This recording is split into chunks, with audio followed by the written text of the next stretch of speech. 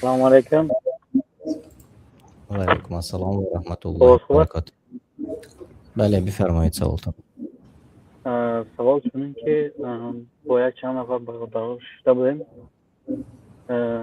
گپ درباره کیهان رفتم خیلی استرونومیا و یک برادر گفتن که زمین پهن است و دلیلش در قرآن هست. با دلیل های است که الله نازل می شود، الله در بالاست، نازل میکند، میبردارد. این چیزها همش با پهن بودن زمین چی میکند، تصدیق میکند. شما چی گفتن در این دوره؟ این نهایت خدا هم بیزه بود. به هر حال نمیدونم اگر شما شنیده باشید سوال متوجه شدید، من نمیدونم.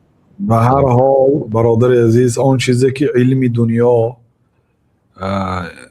اثبات کرده است این به شریعت هم ضدیت ندارد.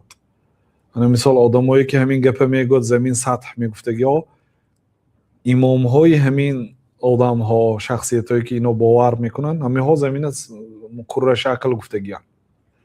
مثلا ابن باز زمین کره شکل گفتگی است. الله تعالی رحمت کنه. یعنی برای چی مثال ما کره شکل گوییم ما بدبخت میشدیم و ابن باز گوید بدبخت نمیشد است.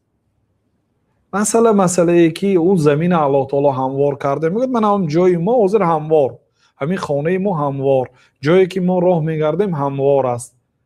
همین زمین اگر دایره شه، این زمین بسیار کلان است، با وجود اینکه کره شکل است با هموار است، هیچ گپی ندارد. هموار اینه که کوم خیلی از سطح باشه. به هر حال یعنی مسئله ای که از هر دو قول هم قائلا دارد، هیچ گپی ندارد. یگان مسئله متفق علیه یا علیه ضد قرآن و ضد حدیث گفته ای گپ نیست. قرآن گفته است که ما زمین برای شما هموار کردیم. معناش این خیلی نه که یعنی زمین هموار به معنای که مسطح باشد، سطح خالی مانند میز باشد زمین و این طرفش آمده تمام شود افتید به چقوری. مثلا آدم ها میگوید که ما همین شبی دراز مسافران بود که شبی دراز راه میگشتیم حالا که ماهتاب همراهی ما است. وقتی که آدم راه میرد ماهتاب یعنی همراهی مسافر است. کجایی که رود ماهتاب قطیش را افسوده است. شبی دراز راه گشت ماهتاب قطیش است. یعنی این مضمون اون ندارد که یعنی ماهتاب همراهی ما نمی جنده. این چونین وقتی که زمین رو ما سطح کردیم، زمین رو ما هموار کردیم، گفتنی الله تعالی معناش اینه که زمین از این طرفش تا این طرف زمین یکسان باشد و آخرش رفته تمام شود جاری باشد. زمین رو سطح کردیم با وجودی اون که زمین کره شکل است، هیچ گپی نداره.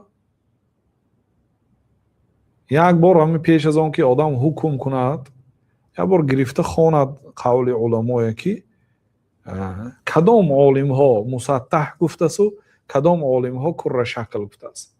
بعد میبیند که یک عالم های مانند که این گپ گفته است، بعد کمتر وزنین میشد.